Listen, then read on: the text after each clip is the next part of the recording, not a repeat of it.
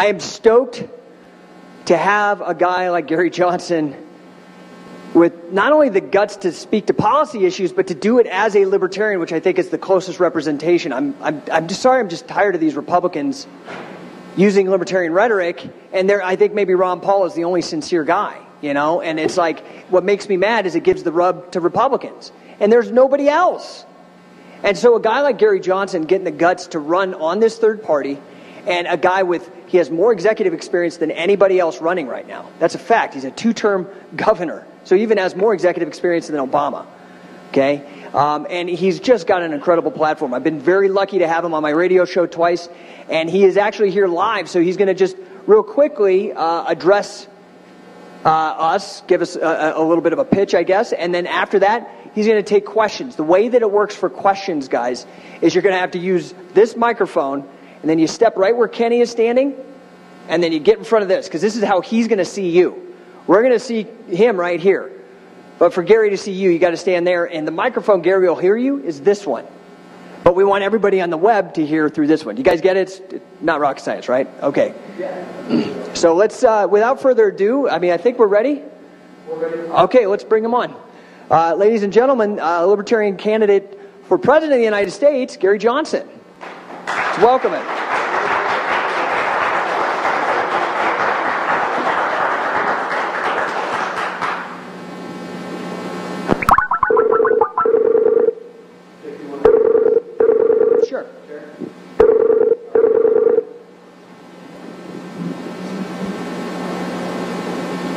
There you go.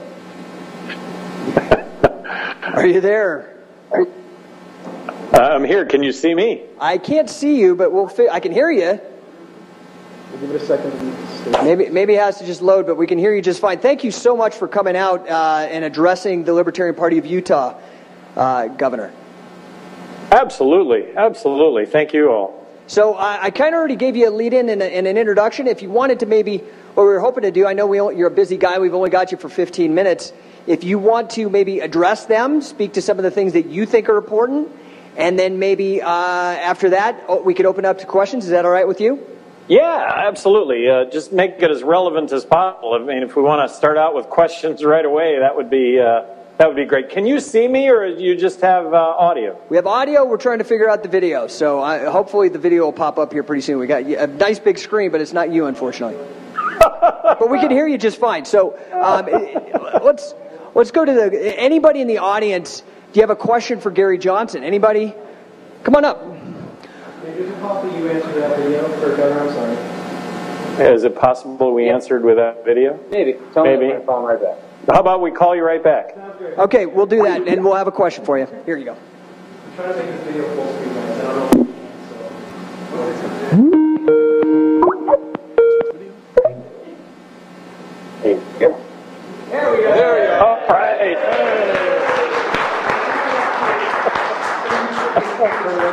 Okay. Hello, Governor Johnson. My name is Nathan Goodman, and my question concerns, last time I read your website back when you were a Republican candidate, one thing you mentioned was that you had privatized a number of prisons as governor. Considering the impact that private prison corporations have had through rent-seeking and through promoting a variety of policies that I know you oppose, including anti-immigrant laws and the war on drugs, as well as harsher sentencing provisions and several other anti-libertarian measures, have you reconsidered your position on private prisons? No, let me tell you my experience when it comes to private prisons, and that was that when I took office, there were about 800 prisoners in New Mexico that were housed out of state. We were also under a federal consent decree, the Duran consent decree, so the federal courts were running the prisons in New Mexico. Now, the legislature refused to appropriate money for building 2 new prisons, which we needed 2 new prisons. We had 800 prisoners housed out of state. Bottom line, legislature refused to appropriate any money for new prisons, and so administratively, I drove privatizing the prisons. Wackenhut came in and on an apples-to-apples basis offered up the same goods and services for 66 cents on the dollar as opposed to $1 on the public side. I hear the argument about private prisons and how You know, they're in it for an increased prison population, that they lobby on behalf of more prisoners. I never saw any of that. I always said in New Mexico that if we were to adopt rational drug policy and empty the prisons, that it would be a lot easier to empty the private prisons before the public prisons. I'll also point out that in California, Prop 19, one of the biggest opponents, if not the biggest opponent to Prop 19 in California, was the Public Prison Union. So I didn't see it at all. And the notion that we can privatize services as government, and in this case, get the same goods and services, and I say that because the federal courts were running the prisons for 2/3 the cost. And by the way, the federal consent decree went away after about 1 year of operation of the private prisons. I think that's good government. Okay, thank you. Anybody else? Who else has got another question? We got. Come on up here, Dwight. Just stand right here so he can see you. And then you got to use this. I can hold it for you if you like. Get up close. Thank you. Okay. Yes, sir. Hi. Dwight Steffner. I'm 16-year member of the Libertarian Party. My question is, William Holder, the Attorney General 2 weeks ago, sent out a letter to all the Attorney Generals saying that it is prejudice to have a ID, a photo ID. He wants illegal aliens to vote. He wants the dead to vote. And he wants people to vote several times. And he's instructed all 50 states, attorney generals, that they have to go by this no ID. Have you heard anything about it, and what do you think of allowing that type of fraud? You know, I haven't heard of that at all. I'm in the camp that wants to make it as easy as possible for somebody that is rightfully entitled to vote, to be able to vote. Now, producing an ID, I think, is a reasonable request at the polling place just to determine that you are who you claim to be.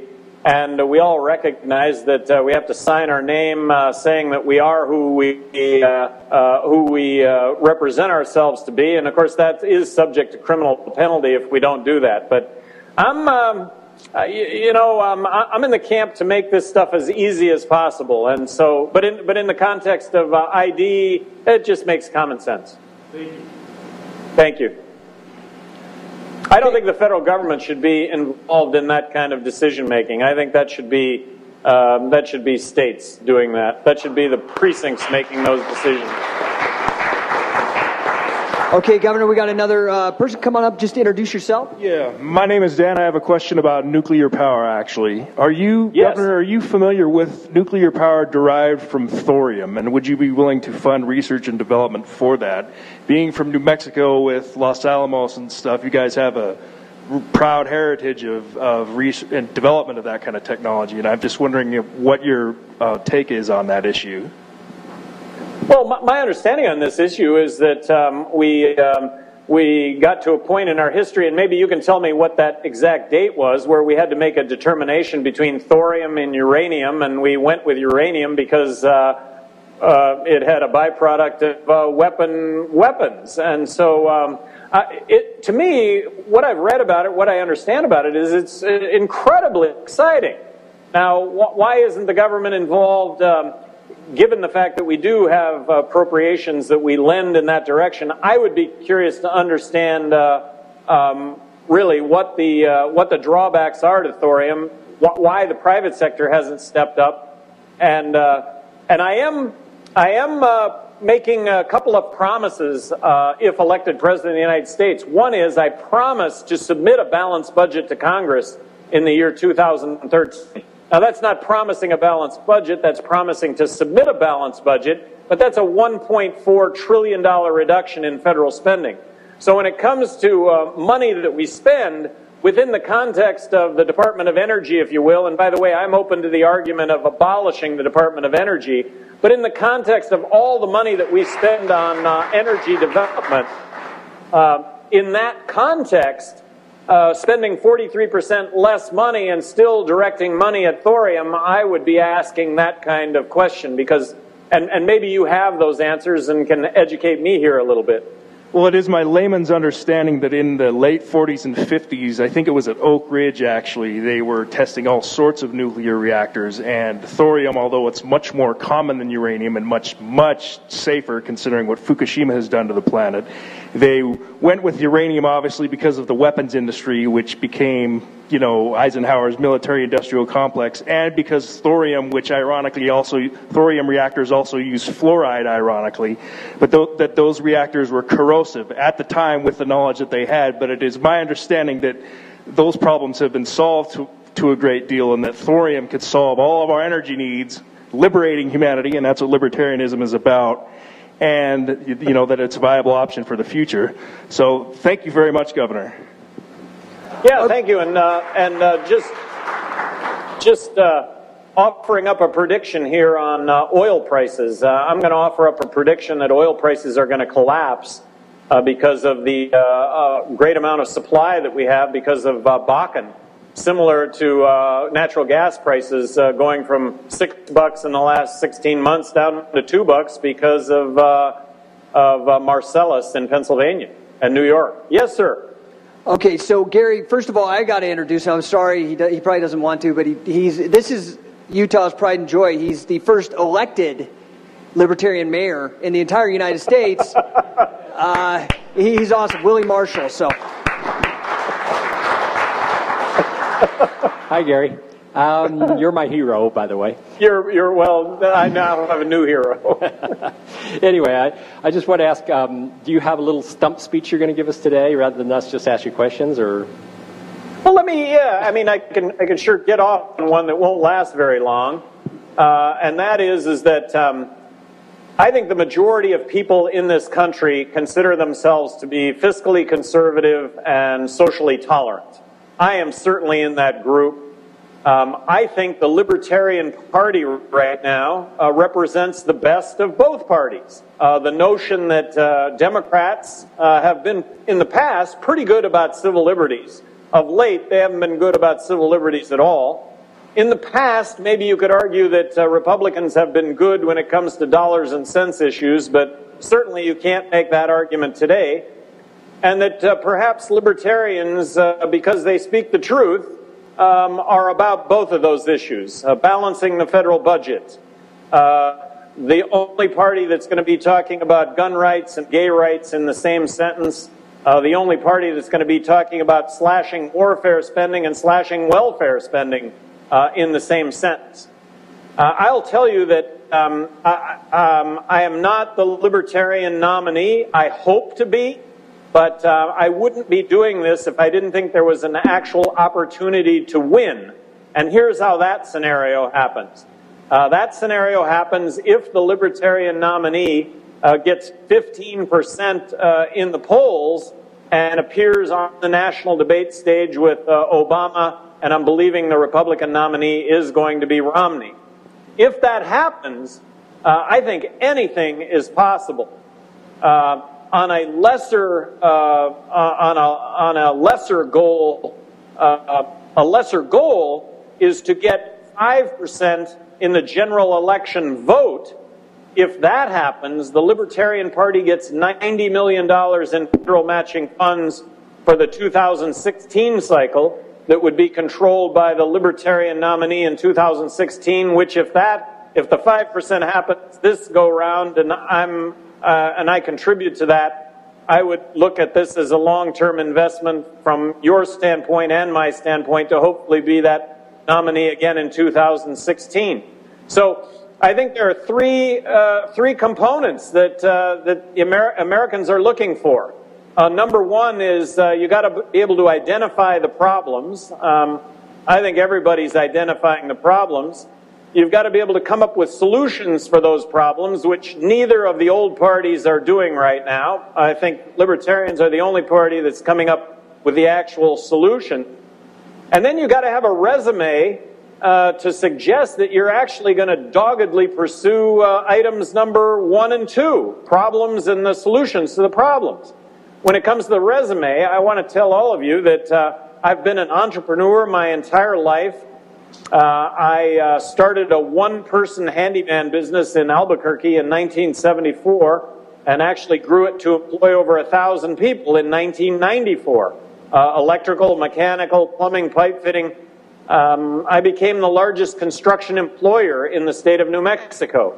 I've run for 2 political offices in my life. Governor of New Mexico, re-election as governor of New Mexico. This is my 3rd endeavor running for office, but I made a name for myself vetoing legislation. I think you're all in close enough proximity that you had to hear about the fact that I vetoed 750 bills while I was governor of New Mexico, which putting that into context, which putting that into context may have been more bills vetoed than the other 49 governors in the country combined. And then in a state that's 2-to-1 Democrat, New Mexico, I get reelected by being a penny pincher. And not only on the penny pinching side, on the fiscal conservative side, really, I was the most outspoken governor in the country regarding school choice, that we should bring competition to public education, I took a really high-profile look at the war on drugs, and in 1999 advocated legalizing marijuana. Let's control it. Let's regulate it. Let's tax it. Let's reduce the 2.3 million people that we now have behind bars. I mean, we have the highest incarceration rate of any country in the world. Looking at issues and looking at solutions, immigration. Let's not build a fence. That's absolutely crazy. Let's make it as easy as possible for somebody that wants to come into this country and work to get a work visa. Let's understand that border violence has to do with the prohibition of drugs, and if we legalize marijuana, arguably 75% of that border violence will go away with Mexico. So I think there's a real opportunity here to change the world a little bit, and from my standpoint, this is a permanent change for me. Arguably, I got to be the Libertarian governor of New Mexico for 8 years under the guise of being a Republican. I will tell you that about 3 months ago, I went to the Florida State Convention, Florida Libertarian State Convention, and I went and I manned the booth at the state fair. I bought myself a Libertarian t-shirt to man that booth. Confession, I have never worn a Republican t-shirt in my life because there's a Republican dogma that I've never been able to defend and don't want to defend. And but yet there is nothing about being a libertarian that I can't defend and in fact espouse and debate and discuss and proudly do so. So I want to thank all of you for your activism, and I would love to, like I say, if any of you have any further questions or comments or insults, I'd love to hear them. And okay. There is the we've only got a couple because I know that you've got a busy schedule. So did you have one? Okay, come right here so you can see it. And everybody line up back here behind Brian. We're going to try to make this relatively quick. Just introduce yourself. Governor, my name is Brian Camerth. I'm a lifelong Utahn. My question for you centers around actually the campaign. I have been a Republican. I'm recovering from that. But when I get talking to family and friends, they talk about a Libertarian candidate and they say, oh, he's unelectable. And I say, well, go back and tell that to Abraham Lincoln. And they look at me like I'm an idiot. And I said, no, Abraham Lincoln was a third-party candidate who won. And when I start going over the history that way, they kind of go, well, okay, I guess he does have a chance. Have you thought about making some kind of comparisons that way and saying, here's a third-party candidate who made it, I can make it too? Yeah, let me offer up this one, and you can tell me whether it's relevant or not. But that would be the notion that what if we had a Libertarian president that went along with Democrats and Democrats' initiatives to really improve on civil liberties? What if that were the case? And what if we had a libertarian president that would actually go along with Republicans and slash spending? I mean, challenge both in both areas. You know, the ACLU came out with a report card on all the presidential candidates about 3 months ago. 4 Liberty Torches was a perfect score. Now, the ACLU, a group dedicated to civil liberties, a group dedicated to the Constitution, the first 10 amendments of the Constitution, but I really think that the report card highlights the differences with the presidential candidates. Out of 24 Liberty Torches being a perfect score, Rick Santorum and Mitt Romney had 0 Liberty Torches. Newt Gingrich had 4 Liberty Torches. President Obama, 16 Liberty Torches. Ron Paul, 18 Liberty Torches. And the winner was Gary Johnson, 21 Liberty Torches. So what if I'm just back to the premise. What if you had a libertarian president that went along with Democrat initiatives to enhance civil liberties? And what if you had a libertarian president that would actually go along with Republicans and balance the budget? Keep Republicans in check on other issues and keep Democrats in check when it came to pocketbook issues. Governor, my name is Terry Beckstead. I've been an emergency physician for over 30 years. I've had the opportunity to administer to patients for painful procedures the psychedelic dissociative anesthetic ketamine and have seen the positive results of that. I have one question, and it has 2 parts. Whether or not I practiced and also now practice on Native American reservations in hospitals. I wonder if the Native American medicine man might be a good one, in addition to physicians, to prescribe and administer these very important medicines. And secondly, whether or not there is some protection for people who are in plural marriage who become public. They seem to be targets right now. So I guess it's 2 parts, one about drug freedom and the other one about marriage. But this time not gay marriage, polygamous marriage. Well, and first of all, talking about drug freedom, you could also tie that to free markets when it comes to health care. Just the government blowing the lid off of supply, getting rid of rules and regulations that prevent the Indian medicine man from being an alternative source for our health care. And I use that as an example of literally hundreds of other examples that might exist. Talking about polygamists and protection coming forward, yes. I was asked about polygamy, and of course this is the United States. I think the irony of polygamy is that if it weren't sanctioned marriage, it would be absolutely legal for a man to live with several women, or vice versa, a woman living with several men. But because we do have marriage laws, and I do support marriage equality, but because we have marriage laws, it ends up being against the law, and we end up criminalizing individuals for behavior that, but for those laws, would otherwise, these people would not be criminal. Okay, we've got William here. My name's William Jones. I ran for state legislature about 6 years ago and had a wonderful time. What I wanted to know is, what's the first thing you want to do when elected president? First thing I'm going to do, same thing I did as governor of New Mexico. I'm going to immerse myself in the dollars and cents of government. And the first thing I'm going to do is submit a balanced budget to Congress. That is going to be a document that is going to outline a $1.4 trillion reduction in federal spending.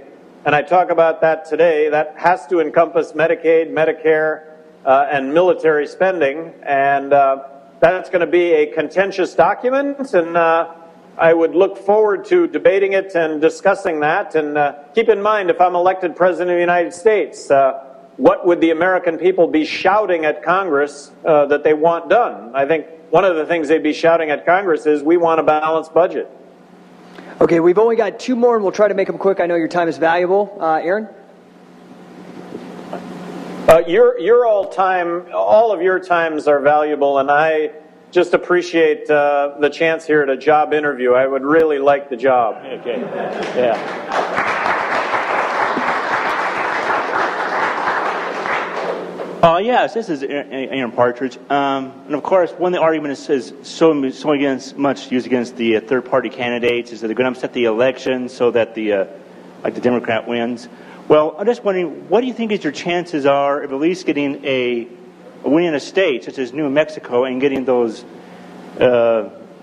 electoral votes, and who knows, possibly even upsetting the election enough so that it has to go through the House?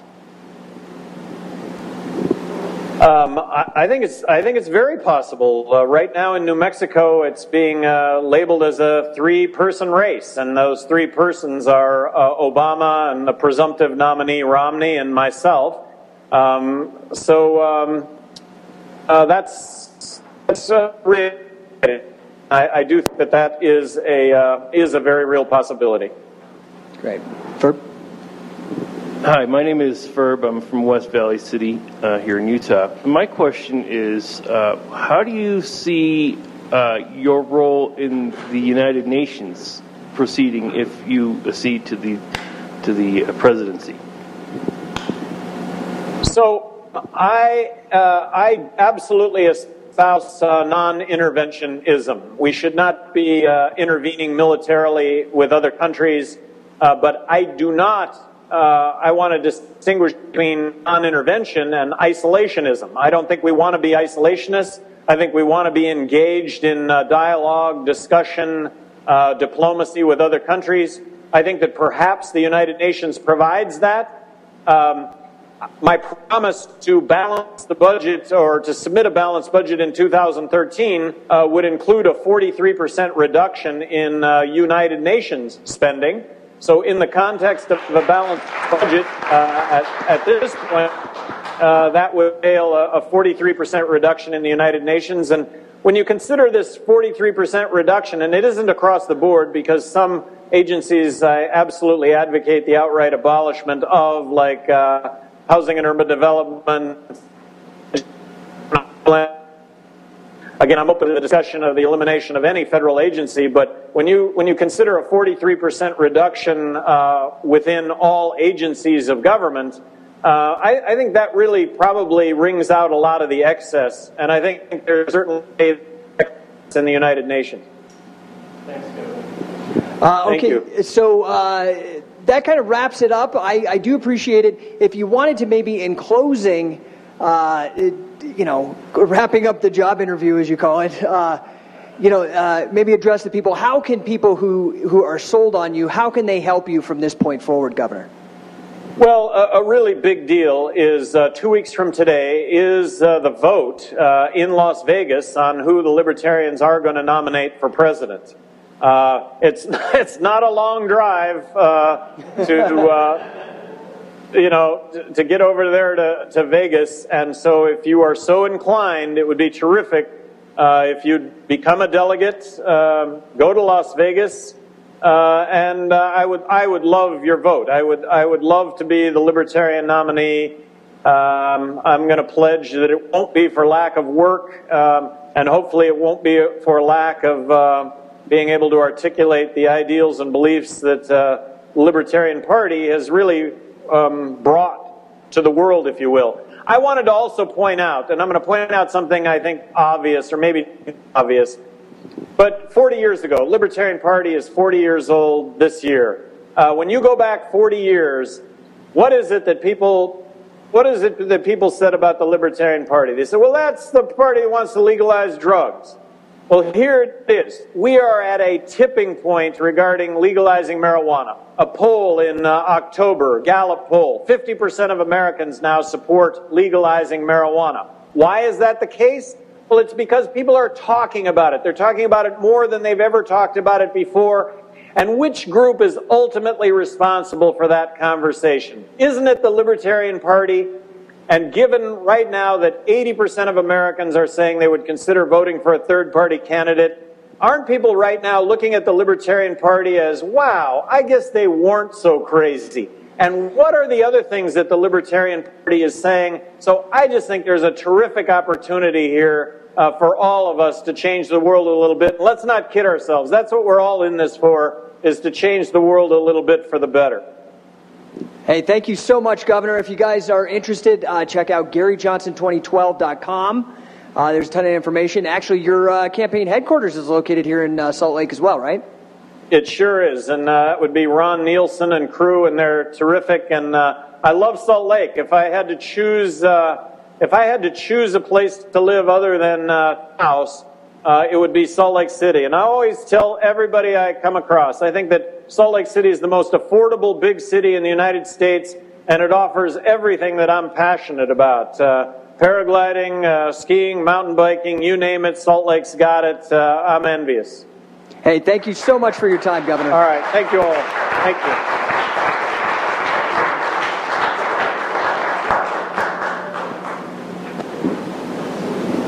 Okay, guys, I hope that was fun for you. You know, it really is an exciting time to be a Libertarian. Gary is immensely popular. I mean, I think he's going to blow Ed Crane's record out of the water. I think that's a no-brainer. Ed Crane being the most successful presidential candidate we had, ran during the when Reagan was first elected the first time. He got 1% of the vote. I'm pretty sure Gary's going to pull way past 1% of the vote. And he's polling right now at 7%. This is why this is important.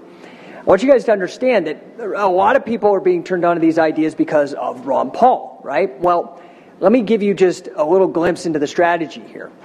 Ron Paul ran in 2008 and he lost. He lost the battle, but he won the war of ideas.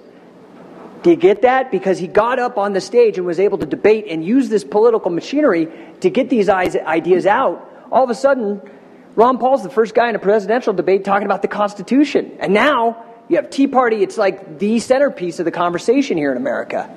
And Gary Johnson represents a continuation. Ron Paul is going to retire. He is likely not to get the nominee for the Republican Party. And as such, we have to be looking to these other guys like Gary Johnson. He's not Ron Paul, duh. But if you look at his record, it is just as strong. He has slightly different values. He's his own man. But if you look, he is for small government and that kind of thing. And I think this is important for us to realize. With regards to winning the war of ideas, Gary Johnson is polling at 7% against Romney and Obama. Let's say they get the nominations. Well, we know Obama, but let's say Romney. It only requires another 8%. He just has to get 15% for Gary to be invited to the national debates. And to keep that good spokesperson who knows the arguments well, just like Ron Paul, giving Romney and Obama a hard time. So if we can rally just another 8%, and nobody knows about him, all of us have to take it on ourselves to start spreading this word about. Because we'll find out very soon whether Ron Paul gets the nomination or not. And after that, we have to make sure that there is a strong voice for liberty who has a kick-butt record. And Gary Johnson really provides that.